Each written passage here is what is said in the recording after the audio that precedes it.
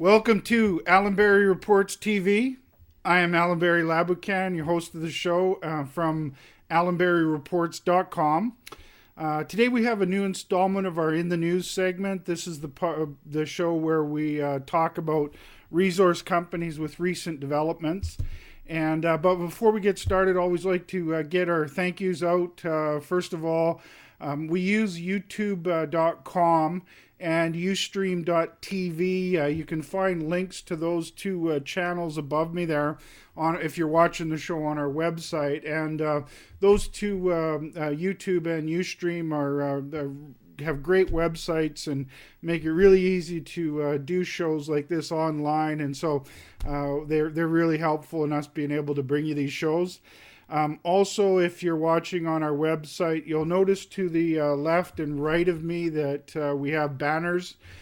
Those banner sponsors are instrumental in us being able to do these shows and bring them to you. If you want to do some homework on those companies, just click on their banner. That'll take you to their websites where you can go do your own homework on the companies.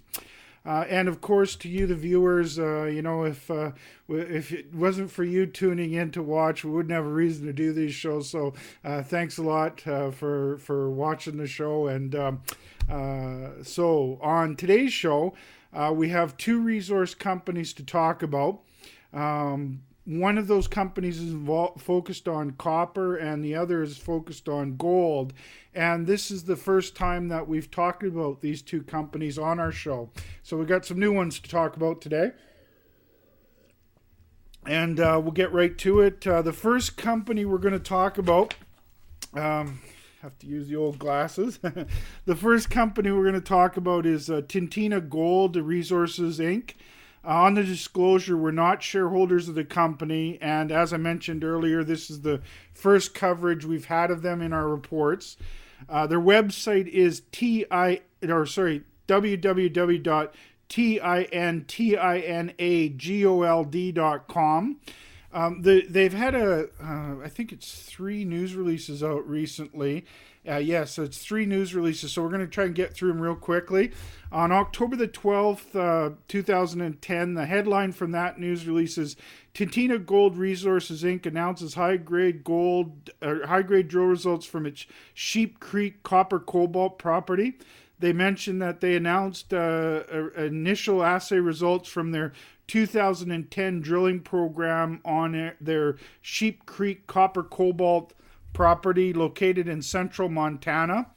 The highlights from the drilling: DDH SC 10-001 hole encounters 3.44% copper and 0.18% cobalt over 6.74 meters.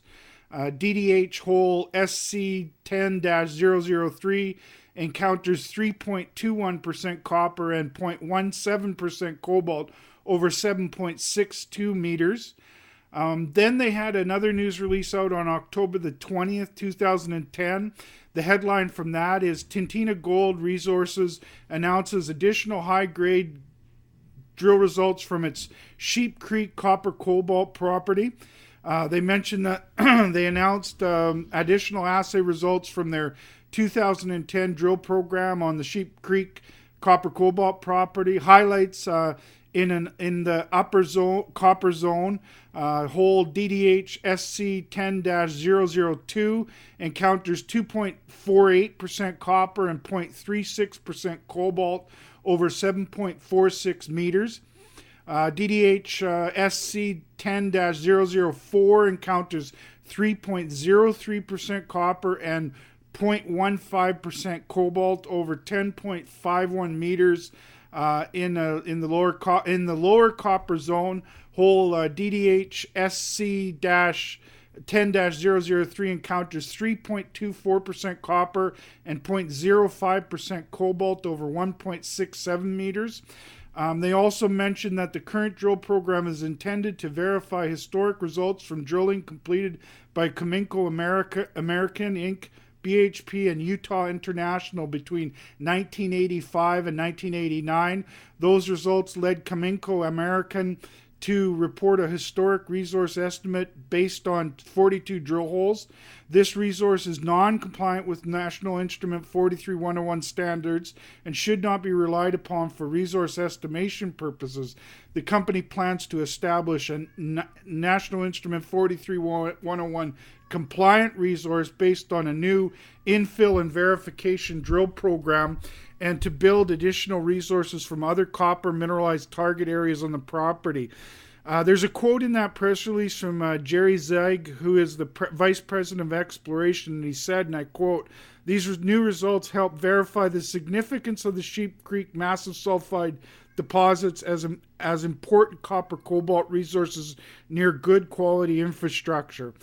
End quote. And then on October the 27th, they had another news release out, and the headline from that is TintinaGold intersects 10.84% copper over 4 meters on its Sheep Creek property, Montana, USA.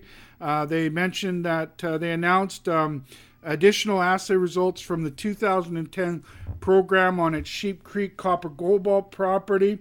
Highlights from the recent drilling is the hole mentioned in the headline from the news release. Another quote from Jerry Zeig, who's the Vice President of Exploration, and he said, and I quote, "This second intersection of the lower copper zone is remarkably high grade and very encouraging. We are looking forward to the results of our continued drill tests of this zone." End quote. Then they also mentioned that the Sheep Creek deposit sits 27 kilometers north of White Sulphur Springs along maintained gravel road and within 2 miles of U.S. Highway 89.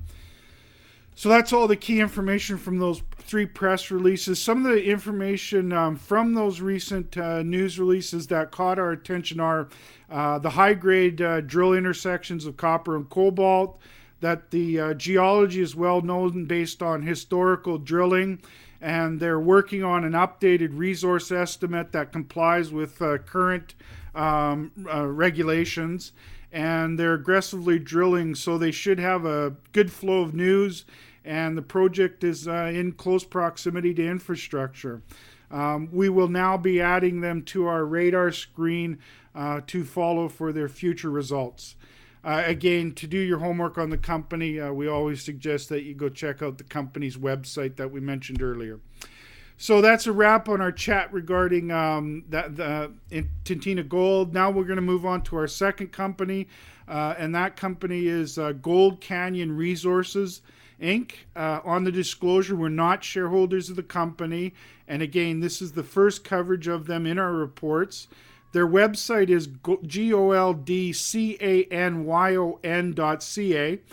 On October the 8th, 2010, they had a news release out, and the headline from that was Gold Canyon intersects 305 meters at 1.03 grams per ton gold at its Spring Pole Gold Project. They go on that Gold Canyon is pleased to announce has intercepted 305 meters at 1.03 grams per ton gold, which works out to around 1,000 feet at 0.03 ounces per ton gold, including 174 meters at 1.35 grams per ton gold in hole SP10-016 at its 100% controlled Spring Pole Gold Project located in the Red Lake Mining District of Ontario, Canada. There's a good quote in here from their senior geologist and project manager at Spring Pole, Allan Roberts, who stated, and I quote, "We are very encouraged by results from hole SP10-016. To date, drill hole SP10-008 has been the only test of the southeastern portion of the portage zone. Hole SP10-016 confirms that the mineralization is continuous, open at depth, and open along strike to the southeast. The fact that the hole ended in mineralization also tells us that we still have a lot of work to do to establish the portage zone's full potential. We are looking forward not only to infill drilling this winter, but now to chasing the portage zone further along strike to the southeast, which remains essentially untested." End quote. In this press release, they have plenty of details on the geology and drilling at the Spring Pro project, including tables with the assay results from that drilling. Then on November the 2nd, 2010, they had another news release out, and they mentioned Gold Canyon Resources announced that a very long intercept of gold mineralization encountered in hole SP10-019, 307 meters at 1.44 grams per ton gold, including 100 meters at 2.70 grams per ton gold, further extends the portage zone to the southeast. They go on that plans are being made for the winter 2011 diamond drill program. The company is planning an aggressive drill program funded by the recently completed $6 million financing to further evaluate the size of the portage zone. Up to 10,000 meters of drilling are planned utilizing 3 diamond core rigs beginning in early January 2011, weather permitting. So some of the reasons that Gold Canyon caught our attention is they're getting very promising drill results with thick intersections of promising grades for a big tonnage target. The project is in Red Lake, Ontario, which is one of our favorite gold camps. But what makes this project unique is usually when we're looking at gold projects in Red Lake, they're high grade, sort of lower tonnage type discoveries. In Gold Canyon's case, they have a lower grade but big tonnage target. And I recently had a chat with one of my geologist friends about this.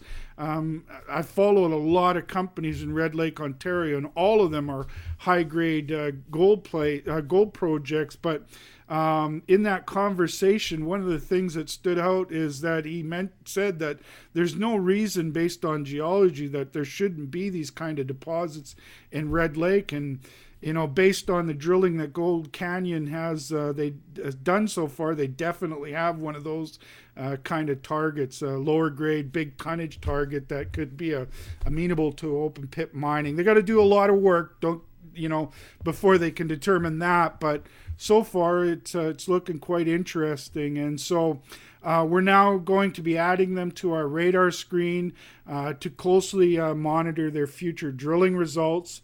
And again, if you want to do your homework, we always suggest that you go to their website, and that's a great place to start your research on the company.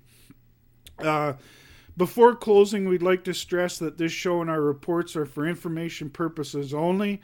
We aren't making buying or selling recommendations. It's important for you to do your own research and speak with your financial advisors before making any investment decisions. We're always trying to grow our audience, and any efforts you make to help us with that, such as sending out emails or calling your friends that follow the markets, we'd really appreciate that. We also really appreciate you taking the time to watch this show. We're well aware that everybody is very busy these days, and we strive to produce a show that saves you time and brings you helpful, high-quality information. Our next show is going to be tomorrow, it looks like, and it'll be another In the News segment where we're going to talk about some resource stocks with recent news out. As many of you know, one of the key reasons we're very bullish on commodities. We think that commodities are a very good place for investors to look for above average returns. And why we're so focused on resource stocks in our reports is because we think that not only is that the best, a great way to buy commodities at bargain prices when they're still in the ground, but we also think that you get a better bang for your buck as far as potential returns. And one of the best for our future shows and to keep track of everything we're working on, one of the best ways is to subscribe to our email list. You'll find a subscription button above me there on our website where you can subscribe. Just send us your details and we'll add you, and that's a great way to keep track of what we're doing. We hope you can join us for our next show. You can find all of our work on our website at allanberryreports.com. Thanks again for tuning in for today's show, and you have a great day.